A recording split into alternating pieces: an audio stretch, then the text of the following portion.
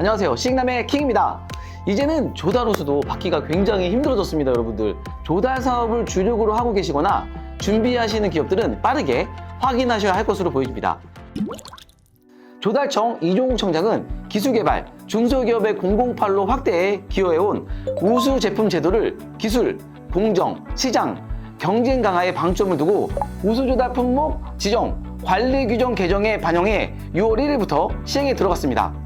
개정안의 주요 내용 6가지는 개정 배경, 우수제품 지정 심사의 기술 변별력 강화, 조달 우수 장기 기업의 기간 단축과 기업의 지속적 기술 개발과 성장 유도, 편법, 불공정행위에 대한 엄정 대응, 우수제품 시장의 경쟁성 강화, 국내 부품 산업 활성화, 지원과 규제 개선입니다.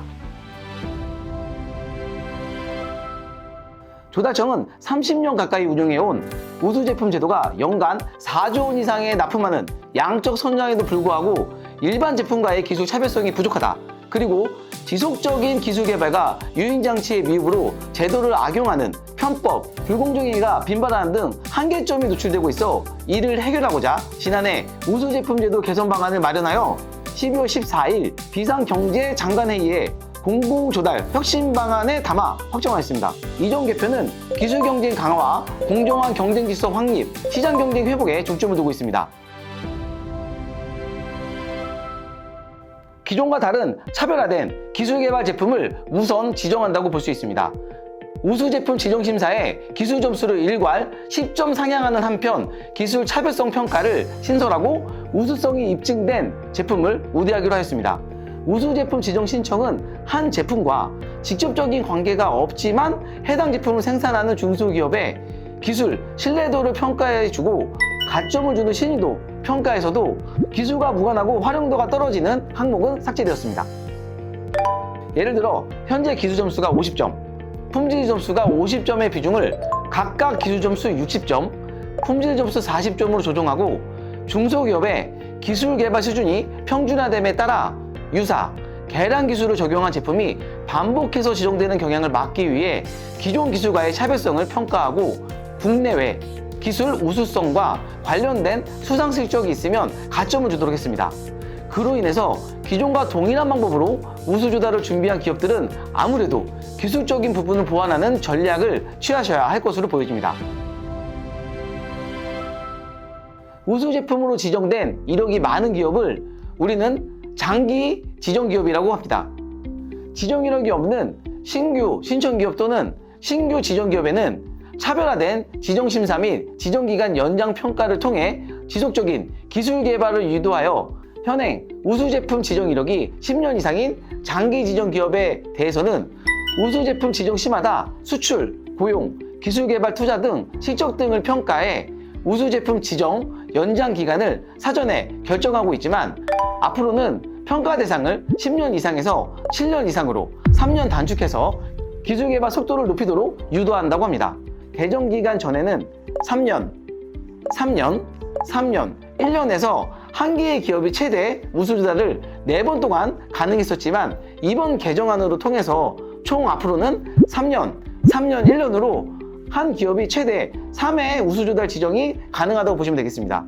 한편 장기 지정 기업과는 달리 과거 지정 이력이 없는 지정 신청 기업이나 최초로 지정된 기업에 대해서는 지정 심사 신의도 평가에서 수출 실적이 신의도 수출 실적의 가점 기준을 일반 기업이 10만 불에서 신규 기업은 7만 불 이상으로 일부 기준을 하향하고 납품 실적만 있어도 지정 기간이 1년 연장하는 등 지정 심사와 지정 연장 요건을 완화해서 새로운 기술 개발에 조달 시장에 진입하는 기업들에게 확대 촉진을 할 예정이라고 되어 있습니다.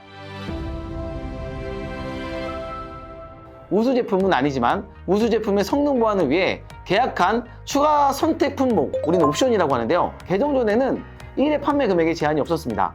하지만 이번 개정안을 보면 저희 시익남에서 얼마 전에 다뤘던 조달 계약 내용을 보신 분들은 아시겠지만 조달 우수 옵션의 사각지대를 편법으로 이용하여 우수 제품은 일부만 구매하고 추가 선택 품목을 과도하게 구매하거나 판매하는 행위를 방지하기 위해서 2천만 원까지 구매할 수 있도록 제한이 되었습니다.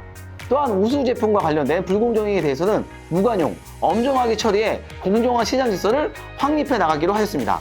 최근 적발된 불법 주정차 무인 단속기 우수 제품 납품과 관련해서 납품 브로커와 공무원 등이 처벌을 받는 사례와 같이 브로커와 불공정행위에 연관된 우수 제품에 대해서는 형사처분을 확정 시까지 지정 효력을 정지하고 조달 시장에서 중소기업의 혜택을 향유할 목적으로 의도적으로 기업 분할한 중소기업에는 3년간 우수 제품 지정 신청을 제한하기로 하였습니다.